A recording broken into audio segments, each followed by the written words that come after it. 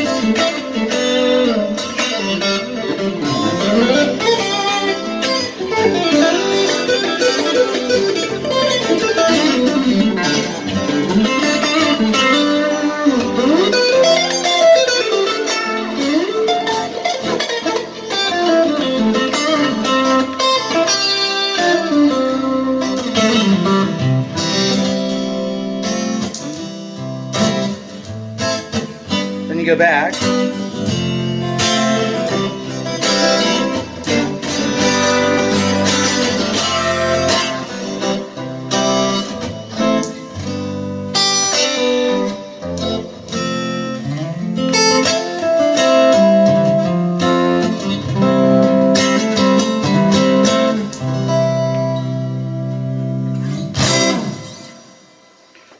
I think that sounds a keeper.